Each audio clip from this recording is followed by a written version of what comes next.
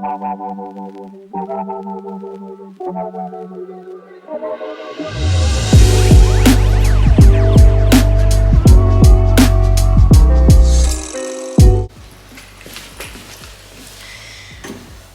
it going, guys? Back with another video. So as you probably saw in the thumbnail, I'm talking about how I paid off my $60,000 car in less than 2 years. Before we get into it, I'd ask that you watch the whole video through. I'm trying to finally monetize this channel. I already have the subscriber count. All I need is the 4,000 watch hours, I believe. So if you really can, I'd appreciate it. Like the video, drop a comment down below if you disagree or agree with anything I said in the video. And hit the subscribe button if you can. You probably saw on the thumbnail, I paid off my car. I'm super excited about this. I worked really hard for this. And I basically kind of just wanted to talk about how I did that. So I paid off the car in less than 2 years. It's kind of crazy to think about, and I just wanted to say how I did it. So first things first, you have to have the income. So you can get approved on one of these cars and something reasonable. I'm not talking no 30% interest rate for like 84 months or something like that. I'm talking like a good 5 to 6 year loan term, 3%, you have good credit, so on and so forth. You should be able to pay off this car sooner than later. So my loan on this car was 72 months, so that's right, 6 years. Probably wasn't the smartest idea, but it is what it is. I did get a very good interest rate. I got 3.1% if I'm correct, and my payment came out to $803 a month. So when I first bought this car, I was not making as much as I made now. At that time, I was probably making only $80,000 to $90,000 a year. I'm very fortunate that I have a pretty healthy income.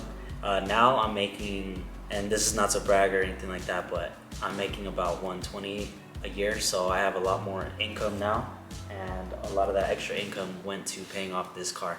And in order to pay off this car early and do it in under 2 years, I had to make some sacrifices. I ate out a lot less. I stopped buying coffee outside of work, you know, all that typical finance bro stuff that they're gonna tell you. I just did what they said and it helped. Another huge thing is that I sacrificed a lot of my time. I'm very fortunate that I have a job where they basically allow me to work every day and as much overtime as I want. So I was literally working every single day, and when I mean every single day, I'm saying like 7 days a week, Sunday to Sunday, basically. My base pay without any overtime is maybe $70,000 a year. It really depends on like bonuses, if I'm gonna be on call and whatnot. But if I work every single day, I'm basically almost doubling my income. Not quite, but I'm pretty close there. And that's one of the sacrifices that you have to make if you're trying to get ahead financially. And this isn't a finance channel or nothing like that. This is more just to give you some motivation, like the everyday person. Maybe you have a very high car payment and you're just trying to get out of that and you're willing to do whatever it takes. Or maybe you're somebody who's watching this who wants a car like this, doesn't know what they're really getting into. You don't understand that $800 a month for 6 years is quite a lot of money, and it's gonna take forever to do it, and there's gonna be times where you might question whether the car is actually worth it or not. Was the car worth it? In my opinion, yeah, absolutely. I love this car. One thing that definitely kept me going is being able to turn it on every day, hearing that cold start and driving to work, and the feeling that you get when you get to drive one of these cars, or any dream car, any nice car. It doesn't have to be particular to a Shelby Mustang, but this is what I chose, and I'm happy with it. So I am gonna go on a bit of a rant here. Reason why is because when I tell people that I work every day, or when people ask me for advice as far as like finances, I always tell them, like, if you have the opportunity to put in extra hours, go ahead and do it because it's gonna pay off. People always look at me crazy. They'll be like, seriously, you're working 7 days a week? Don't you care about like your free time? Don't you care about your time to rest and whatnot? And the truth is, I made a stupid decision in getting a 6-year term with an $800 car payment. Like that's pretty stupid, you know. Realistically, you should be buying everything cash if it's possible. If you can't buy it cash, then you probably can't afford it. At the time, I could not afford this car, but here I am today and it's paid off, so I guess it worked out. I'm not saying that if you get a loan, your life is over, but it's probably not the smartest thing to do. So the reason why I say I'm gonna kind of rant is because I really don't like the way my generation is. I'm technically Gen Z. I'm like the first year of it. I'm 26 years old, and my generation is really deemed as like lazy, and entitled and whatnot. And to be honest, I 100% agree with that. And I don't necessarily identify with being Gen Z or millennial or anything like that. I'm just somebody who just like puts their head down and works. You know, I want a particular lifestyle. I want to make a certain amount of money so I can pay for a nice thing or take my girlfriend out on a date every once in a while, or more frequently as I would like. And truth be told, I'm just tired of hearing some people's excuses. And this isn't talking about anyone in particular, but like just people of my generation. It's wild. Like they're always making excuses like, oh, I'll never be able to afford a house, I'll never be able to buy a car like that because I don't make enough money or whatnot. But they're probably calling out once a week, or only working the 40 hours if they're even working a full-time job or whatnot. Probably pulling out student loans for some sort of degree that isn't really going to make them much money in the long run, and they end up being like hundreds of thousands of dollars in debt just for a college lifestyle that, you know, not really doing much for you. I just realized I haven't really said what I've done to actually pay this car off early, so I guess I'll start with that. So first things first is start picking up extra hours, start putting in extra work, get a side hustle, do something to bring your income up. You know, if you're barely scraping by on these payments, say you're making like, I don't know, maybe $1,000 a month and the car payment's $800 a month, and all you can really do is barely afford gas and food, you know, you gotta bring that income up. It's just get a second job or something, pick up extra hours.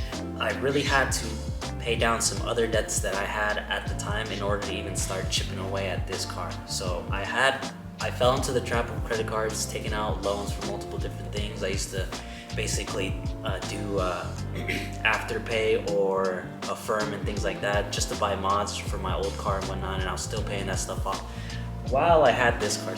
If you guys watch Dave Ramsey videos, it's basically the same thing. So I started off with the Snowball Method. I started paying off the smallest debt that I had first, and that could have been a credit card of $1,000 or something like that at first. So I paid that off, and then that payment, probably only $25 a month, but that payment got rolled over to the next. So say it was another $3,000 credit card or something like that.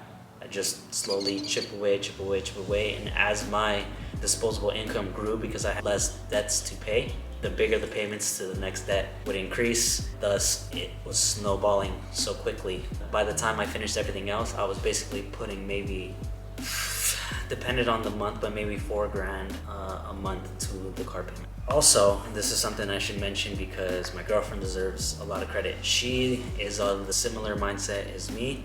We both want a certain lifestyle. We both want to, you know, achieve all our financial goals and our dreams and whatnot. So she was up with me every single day at either 5 or 6 in the morning, basically just to go get the money, you know. She's only required to work 5 days a week. Well, both of us are, but we were both there every single weekend trying to make as much money as possible so we could pay off these debts. So initially, us collectively had to pay her debts off, my debts off, her car, my car. So we started off with credit cards that we had. We busted out the credit cards probably in the first couple months. Tax season luckily came around at that time, so we had a big return. That paid off a big majority of debt. I still had maybe $6,000 of a line of credit that I had to pay. I don't remember what I was using the money for, but it was probably something stupid. But anyway, I'd say maybe 3 or 4 months in, we were able to pay that line of credit off. And then my girlfriend had her loan for about $25,000 on her car. She drives an Audi Q5, a 2016. That one took about 6 months to knock out, and that was a $450 car payment. My car was the last thing to do, and we just barely finished paying that off.